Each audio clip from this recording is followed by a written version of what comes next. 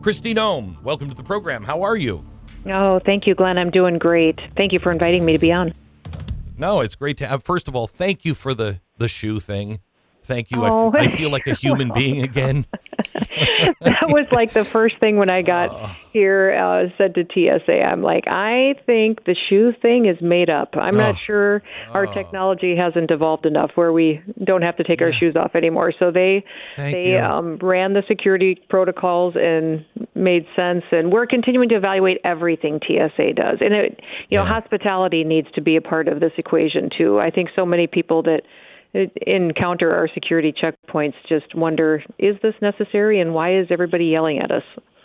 Yeah, I mean, I don't think a lot of it is necessary. At least the way that we're doing it. I don't know why. I mean, I know you've seen the numbers. Yeah. What is it, Seattle or San Francisco? One of them that has the private security is better than the government-run security. I mean, yeah. So we've got. I think 16 or 18 airports now that have private security that we've contracted with for those measures. So we're continuing to evaluate that at every location and implement it where we can. If we think it's better protocols for security, but also works better for the traveler. My vision is that at some point we get to, you walk in the door of the airport with your carry-on suitcase, you walk through a scanner pulling your suitcase and go right to your gate. And that technology is available and out there, but we just need to get it updated and get it implemented. Yeah, good. I want to talk to you about ICE. First of all, you're removing the age limits for new applications to join ICE. Does that mean, I'm only 61. Does that mean somebody like me, I can have the Velcro shoes and I can come out?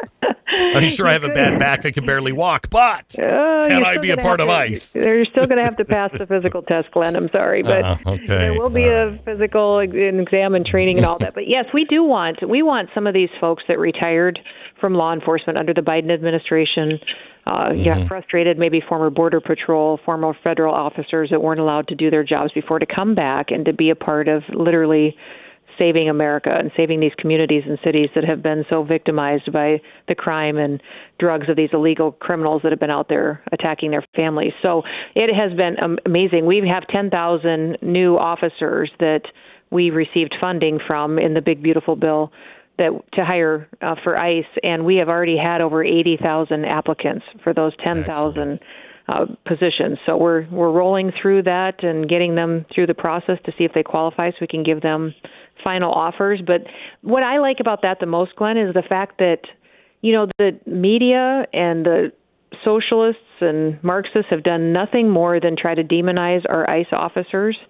And to see that kind of response in less than a week just shows that the American people stand with the rule of law, that they want to help and they want to be a part of this. And so that in itself has been so encouraging to ICE, just to see that people want to join the team and they're excited about it. Yeah, now people on the left are saying that, you're turning ICE into a teenage army for deportations. No, really? We're not. Really? Nothing's changing. Okay. But that's, I'm shocked every day by the amount of stories that we have to refute that just are completely false. And there will be so many stories shared, so many things said, so many narratives that we spend half of our time over here at the Department of Homeland Security saying, that's not true. No, we didn't. That's not a fact.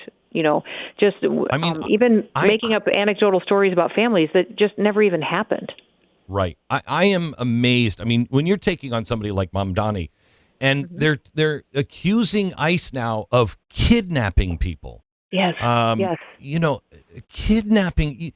When you start planting things like they're just pulling up in unmarked trucks and they're wearing masks because they're Nazis and they're just kidnapping people off the street, you are telling people you have a reason and a license to stop these people with any means necessary. It is so dangerous. It's so dangerous. Well, and we just got this morning the notification that attacks on ICE officers is up by over 1,000% than what it was 6 months ago. So, because those politicians and those extremists talk that way. I tell people, I've said this my whole life, words have consequences. What you say matters.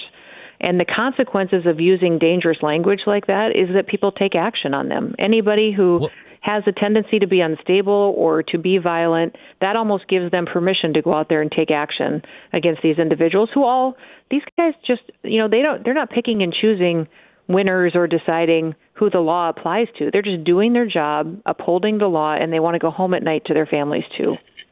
So this is what amazes me, that you're getting 80 or 90,000 applicants when you have these radicals putting wanted posters up of people in their own neighborhoods. I mean, as a dad, I don't know if I could put my family in danger. No. And what are we going to do to stop this kind of stuff? Well, we are going to keep doing our job no matter what, and we're building special operations teams to handle the situations we face out on the streets. And one of the things when we're in these communities, and that's why I've spent so much time with our agents and officers, because I want to know what they go through when they run these ops. Mm-hmm. And it's amazing to me when we're out on the street in New York City or in the Bronx or in LA, you're doing a operation in an apartment where you have a warrant but people are walking by taking their kids to school, or they're walking to work, and they're saying thank you for being here, thank you, we have lived with this for years, and our mayor, our governor won't do anything, thank you for being here. So people are overwhelmingly, and that's what I tell our ICE officers all the time, is you're not all over the country like I am, or out in these communities as much with the different components under Homeland Security, but overwhelmingly people say thank you, thank you, thank you, thank you. So I think that what happens so much in this country is the extremists are loud and the normal people just go to work and keep their heads down. But Go ahead. We just have to be vocal about our support. Like I'm encouraging people that are hardworking, everyday Americans to be bold about saying, I support our law enforcement officers. I support what they're doing to arrest these rapists and these murderers. I mean, just this last couple of days, we've arrested dozens and dozens of sexual predators, pedophiles. You should see these cases that we've built against these individuals from Honduras and from Mexico, and they're here illegally. Some from Ukraine. They're raping people and murdering them. We had ones that have been arrested 2 or 3 times and released by their city, and they don't honor our detainers. And then they end up killing someone in a drunk driving accident or assaulting someone, and then we finally get the chance to incarcerate them when we pick them up before the locals do. Because if the locals do and they're a sanctuary city, they don't honor our detainers. They just turn them loose again. So let me ask you, and this might be unfair because I don't know if this falls under Homeland Security at all, but, we had Delia Ramirez, and Ilhan Omar has done it too, declare that they are more, they feel more akin to Somalia or to Guatemala than America, and they're serving in Congress. Right. I mean, do we enforce the oath of office? Yeah, I don't. The Department of Justice would make that determination, but that is alarming to me. And for if you had an officer that said that, I mean, I'm assuming your ICE officers take an oath to the Constitution. If they had, would you consider that a fireable offense?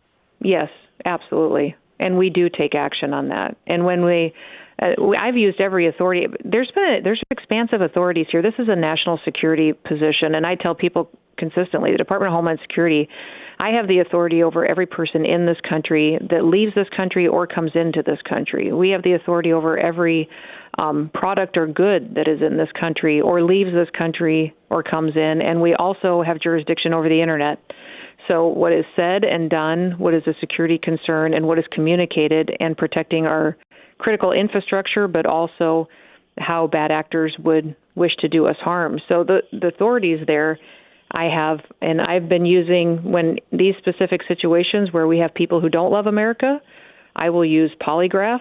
I will use the authority that I have to find out that if you're going to be in this federal government where our mission and our oath is to protect this country, you're not going to be allowed to be here if that is not truly where your efforts go every single day.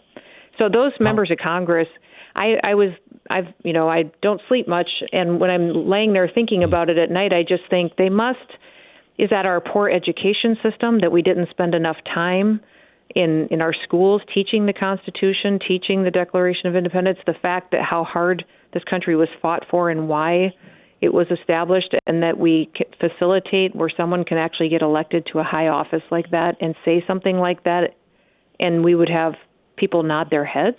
It's a ripple effect of, I think, many years of neglect. Yeah.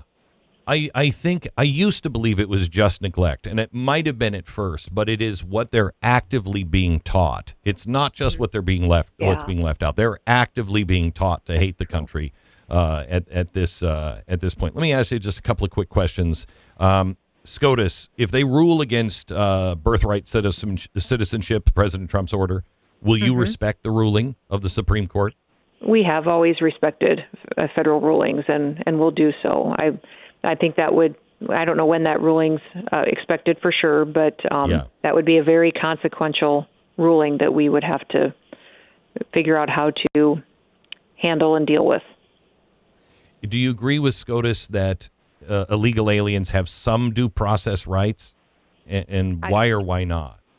I do, but I do believe due process looks different according to the law and according to what's afforded to them. So most people, when they think of due process, don't do their homework and research to really understand that it's not a guarantee of a hearing or an in-person presentation in front of a judge, or the due process looks very different for an illegal alien that's in our country than it does for a U.S. citizen, and that is appropriate. I think that's entirely appropriate. And we have always afforded every single illegal that's in this country due process before they are removed. There's not been an instance where ICE or immigration officials haven't done so. Tom Homan told me months ago, he said there's several phases of this. What phase are we in, and how many phases do we have, or where are we in the process of getting this really done? Mm-hmm. Well, I asked President Trump for this job because I knew he was going to have someone that was actually tough enough to do it, but tough enough to do it for a long period of time, that wasn't going to say, this is a 6-month operation, and then we're going to soften and get ready for midterms. I knew he needed somebody that could sustain this, because what Joe Biden broke by allowing this invasion can't be undone overnight. So it will be ongoing efforts. We have funding through the reconciliation bill to sustain it for the next 4 years, and we will. And it will only get stronger and stronger and bigger. We intend to grow it, not shrink it. And we are going after the worst of the worst, and those criminals that are killing Americans and victimizing Americans as well. But, overwhelmingly, I've been to, I think, 11 or 12 different countries in Central and South America negotiating security agreements and sharing of information on criminals and people that they think are in our country, and talking with those presidents of those countries and sitting down with their leadership. It's amazing. They're telling me that hundreds and hundreds of thousands of their people have already come home voluntarily. That just because we've been so strong on the messaging, the commercials, the CCOT videos have convinced people that we're in this country illegally. You know what? I'm going to leave now, and then I have a chance to go back to America the right way. And I think the president of Mexico and her team were telling me they believe that 500,000 Mexicans have just voluntarily came home that may not even be on our radar, that we haven't counted because they didn't come home through our app or through our systems. And I was just in Ecuador and Chile and Argentina, the same conversations.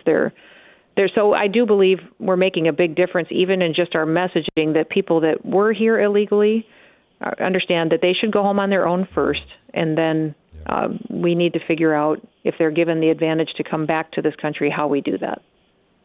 Well, I don't know about you. I imagine you're far more busy than I ever have been. But I remember when South Park did an episode, and Cartman played me the whole time. Oh, really? It took me about a year before I didn't even know it happened until like maybe a year later. I was so busy.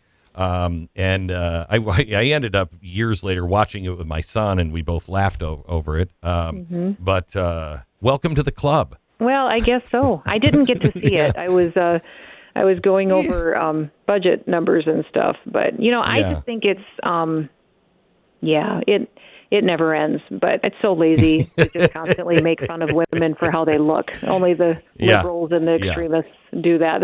If they wanted to criticize my job, go ahead and do that, but clearly they can't. They just pick something petty like that. Kristi, thanks so much. God bless. Yeah, thanks, Glenn. You too. And again, absolutely. thanks for the Thank you. Keep praying. We're doing good.